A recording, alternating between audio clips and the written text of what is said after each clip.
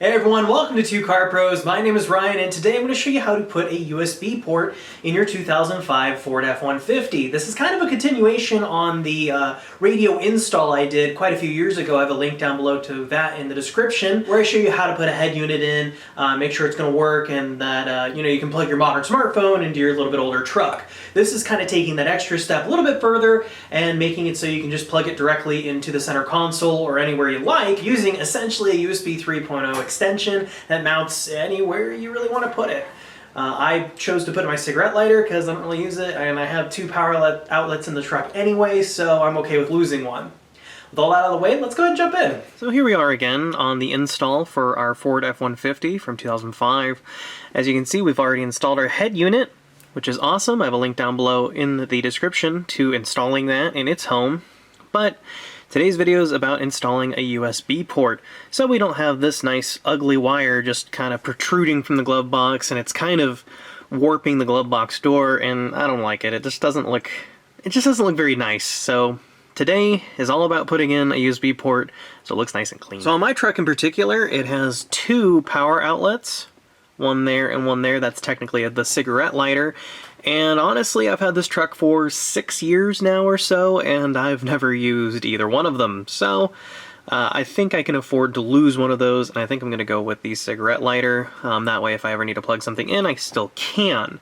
But I've never lit a cigarette in my life, so I can just get rid of the cigarette lighter and put the USB there.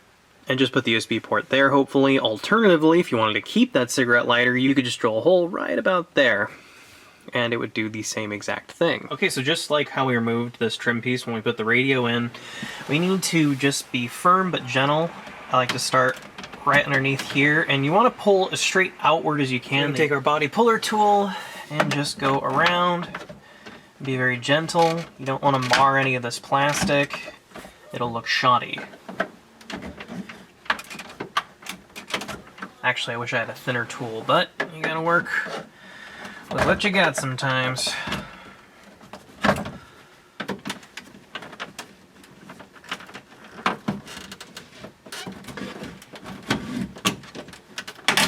There we go. Let's see, I've creased mine slightly. There we go. I found what helped is putting your body puller tool, or you could use a nice wide standard screwdriver, into a crevice and then just twisting it like this really seemed to make the difference for us. We can pull this away and unplug all our connectors. So what you're looking now is on the back side of our panel. I want to go over how to remove these connectors. So you see this safety just there that needs to come up. So there's little tangs, kind of hard to see. Push in and then lift up. And I'll show that in finer detail in a moment. Make sure the gray part is actuated all the way up, and you can wiggle your connector out. Do that for all these types. There's a few different types on this back panel. There we go. And the parking sensor switch, if you have it, should just be a regular tang type connector on the back side. It's a little hard to see. So on this connector, there's just this safety, and you want to depress that and wiggle her out. And for the cigarette lighter, there's a safety right here. A little tough to push, but you can work that out. And then I've already removed it, but there is a passenger airbag light. That also has a safety. You just depress and wiggle the connector out. It's very, very easy. So let's go ahead and take this unit over to our workbench and see if we can modify it a little bit. So over on my workbench, this is our cigarette lighter. I noticed it's held in with two tangs, one here and one here. I'm pretty sure if you just squeeze those, you can wiggle the cigarette lighter out of its home. I remove the cigarette lighter itself. Now we just have its housing to worry about. Actually, it's a little bit easier than that. You can just detach what we want from the panel. That was easy, it just pulls right out. Be careful, it's all old plastic at this point. It's very, very brittle. So now what I'm going to do is use a pair of channel locks. I'm not using these to rip this connector out. What I'm doing is, my hand isn't big enough to depress both sides at the same time, so I'm going to use my channel locks here to depress both tangs at the same time. You can actually see them a little bit better now. So you have one sort of depressed there, and the other one is right over there. We're getting there. You can see it coming out of its home there. There we go. Ah, perfect. So those are the tangs in question you're fighting. You have to push both of these in and go out the front in order to remove the cigarette lighter. I'm going to hold on to it just because I like keeping original parts around in case I ever want to go back to them. I probably won't, but you never know. So what I have here is what we're going to be using to put our USB port in our truck. Link down below in the description, of course.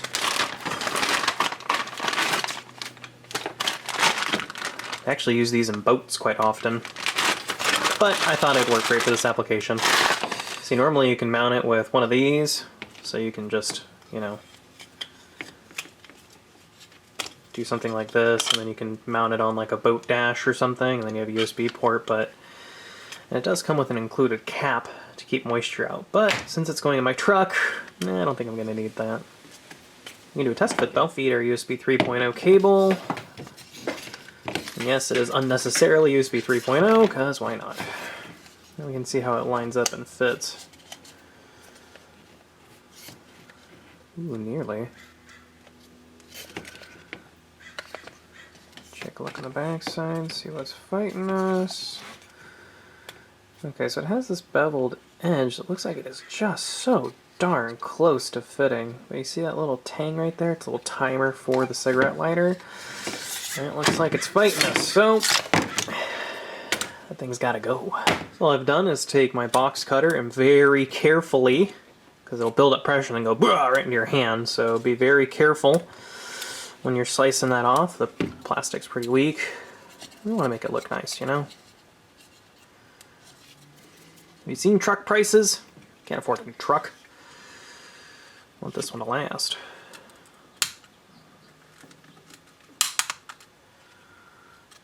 There we go. If you had a deburring tool or a rotary file, that'd go a little bit easier for you, but not everyone has those. It's so close to fitting just perfectly. I can just kind of muscle it in there. It is like a couple thou off of actually fitting, so we can take a file and make that clearance happen. So all I'm doing is taking a circular file and going out and in while I go around, because I don't want to take too much off. And you can, you know, put one in your power drill and all that, but I don't want to risk taking too much off and then the fit won't be good. That would be such a bummer. Well, it's nice it's smooth in my work now. Even closer still. Another couple runs of the file, and we might be there.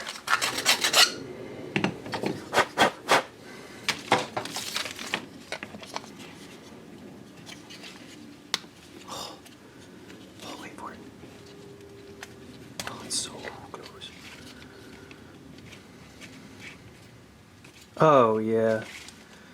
Oh yeah. See how nice that fits now? See how nice that fits now? It's like flush. All I want to make sure is that the USB is parallel with, you know, these surfaces here, and it's a little skew. You could measure this distance and then just drill right here with a step drill bit, but I really like this look. I think it looks super clean. And actually, I like to have the mass of the USB on the bottom, just because that's how my brain works. Because it's going to be in the truck like this. Oh yeah. Oh yeah. That's nearly perfect. Excuse me while I agonize over this. Alright, so once we've agonized over that, and it is as good as we are realistically going to get it, we can take the locking nut, which came with our kit, and that's going to go on this back side, and it's going to sandwich everything together. It also came with this locking nut, which I find interesting, because you could just set this into a setting and then, you know, screw the housing into it, or maybe use this as a sandwich, like a bulkhead fitting. You could do it that way as well. You could also put on your dust cap that way, or water cap, whatever you want to call this, but I'm not doing that. Grab our nut, fish it on.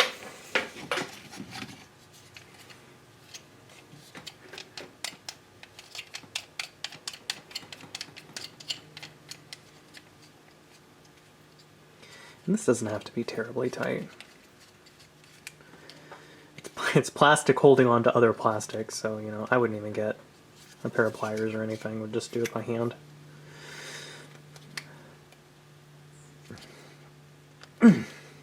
Yeah, that seems absolutely perfect. Our fit is so snug in here, I wouldn't worry about it ever coming out. And besides, you're going to be pushing into it. The only time it might have forces coming back at you is if you take a USB out. But that's going to be a pretty rare occurrence because I just leave the cable plugged in. So it's pretty good. If you are going to hit this with a pair of pliers or something, be very gentle. It's just plastic thread into other plastic thread, and I'm sure you could snap it with just the slightest amount of force. And then we can grab our panel, be very ginger with it. It's very fragile. And then we can put everything back into its home. Honestly, I didn't even think this black plastic part came out. I thought that was like a permanent install or something, so that was nice. That actually made it a lot easier to work with. So we can push that into its home. Just like that. Look at that. Looks great. Bring my old truck into the future. How about that? Okay, so the next thing we can do is grab our USB cord that I have been cleverly hiding in the glove box. So that's what this looks like. What we can do is unplug my USB-A to lightning cable. And so you have the female USB port, and we're going to feed that back into the center console area underneath the head unit. And if you're wondering where this USB came from, it's not on your stock head unit. Only aftermarket head units have that. And if you're confused on how that works, again, link down below in the description on how to install this bad boy in this truck. And honestly, if I knew this was available, I probably would have just done this from the get-go.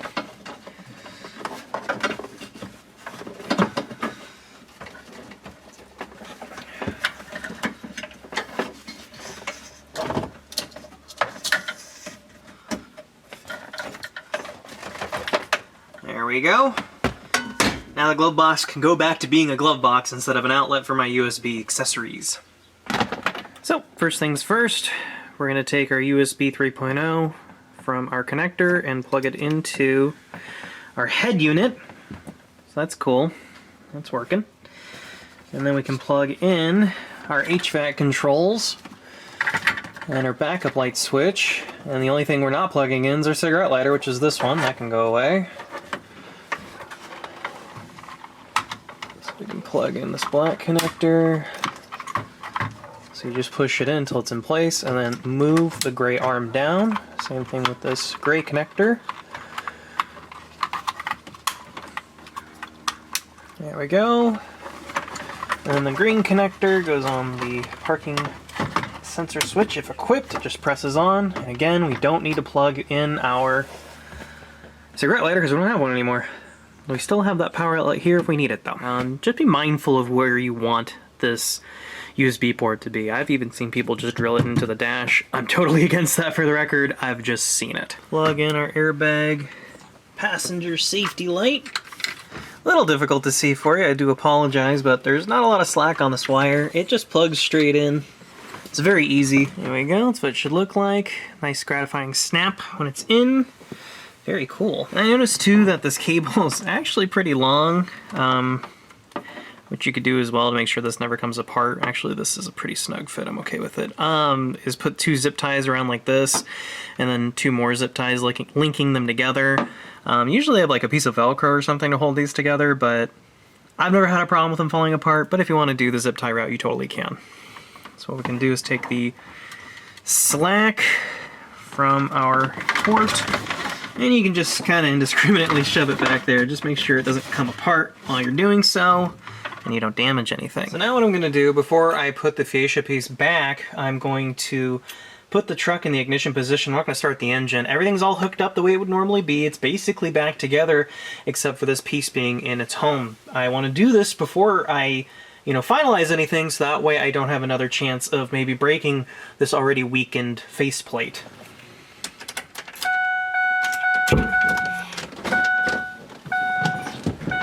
Okay, so now we can take our USB to Lightning or USB-C if you have Android. I just happen to have an iPhone. Plug that into its new home. I think it looks quite spiffy. Plug into our phone. It's already charging. That's a good sign. See if Apple CarPlay works. Usually takes a minute. Alright, there you go. Working perfectly. Everything is exactly how it should be. My Apple CarPlay's coming up, playing some royalty-free YouTube stuff. But yeah, it's working great. Sounds good. That's perfectly good for me. I was kind of worried that that might degrade sound quality a little bit, but it really didn't. It sounds awesome. Alright. Well, the rest is really easy. You just need to line up these tangs right there. There's one of them into their homes. They have little slots they go into. And there's one here, one here, one here, one here, one here, and one here. There's 6 of them total. And you just want to line those up before you start pushing. See how easy that is? Make sure this works too. And it does. Okay, perfect. And there you go, fully installed. So that is how to bring your older truck into the 21st century using USB port. So now it looks nice and clean instead of just a cable kind of coming out of somewhere. It actually has a place to be, which I think looks a lot cleaner and is worth the effort. Thank you so much for watching. If this video has helped you at all, please consider giving it a like, as well as subscribing, and I'll see you next time.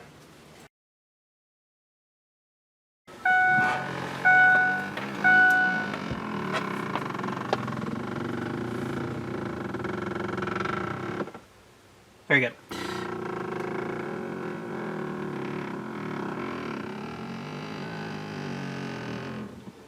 That is going to be a fun blend door actuator to fix.